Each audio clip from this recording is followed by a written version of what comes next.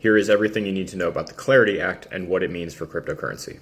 So the Digital Asset Market Clarity Act of 2025, that's the full title. The whole point is just bringing what we call regulatory clarity to the digital asset space, primarily for cryptocurrencies and other tokens. And then, of course, we need to answer the question, who actually regulates these things? Who is in charge of enforcing the law? Because right now it's more than one agency, which leads to a lot of confusion. The nice part is not that we would be getting regulation for the first time, but that we would be clearing up the patchwork of nonsense that is currently regulating the space. Because I would actually go so far as to say that the current issue that we face as an industry is not the lack of regulation, but, as the name implies, the clarity around it. We have a ton of rules that govern crypto.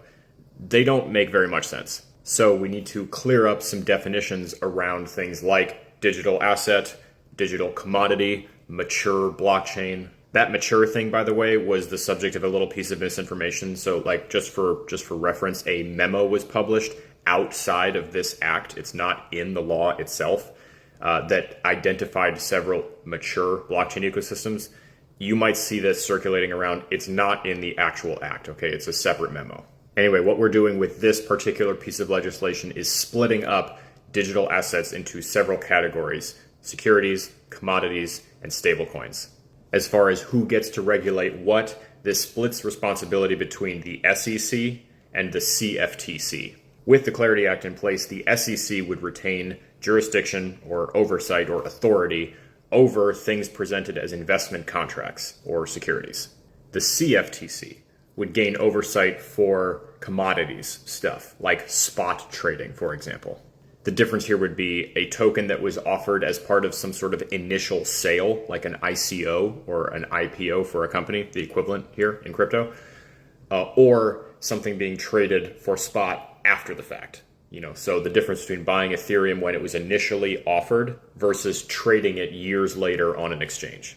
There is also a provision, which is why this memo got so much attention, where the CFTC would be treating things as commodities differently if they are from mature or properly decentralized ecosystems, and there's some ambiguity there over what constitutes a blockchain to be labeled as mature. It's not perfect. There's got to be some wiggle room because, of course, there's a lot of nuance with stuff like this, but there could be joint oversight between something that like mixes commodities and securities, like payment stablecoins, for example. There's an acknowledgement here, which I find very important, though, to say that some assets can start as a security and transition to commodity depending on how they're offered. This really has to do with the way that a token is initially offered to people for sale, with like the implication that it could be an investment and have it not be regulatory compliant, versus later when two people who own the thing already are trading back and forth between themselves. Same asset, but the circumstance of sale is very different. And so this highlights that nuance. This is another place where some joint oversight comes in because projects can actually apply for mature status from the SEC. And if successful, that would move authority and oversight from the SEC to the CFTC. There are pieces in here for consumer protections, which have to do with registering properly, now not only with the SEC, but with the CFTC, again, depending on the nature of what you're trying to register. There are also some pretty interesting developments here with the ability to fundraise using cryptocurrency, where now companies and projects can fundraise up to $75 million annually without registering with the SEC, provided that they meet these sort of decentralization and maturity guidelines and restrictions. There's an extension for AML, counterterrorism financing, and all that sort of stuff to include crypto businesses as well, where it used to be very difficult to apply for all that sort of stuff and to be considered reasonably.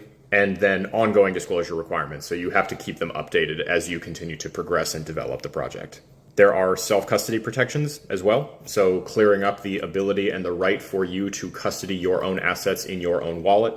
There's some other stuff, some clarifications around the process for delisting assets deemed to be unsafe, and then also some safekeeping house rules and stuff like that for exchanges and platforms.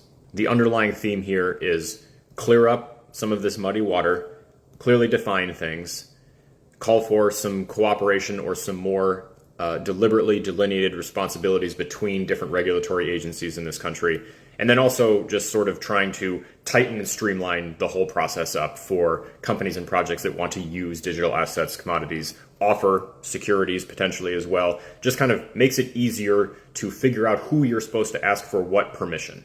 As it stands now currently, the 22nd of July, 2025, this bill has passed the House in one form. It's now on its way back to the Senate, where it will be looked at again. If changes are made, whatever, it needs to pass the Senate again.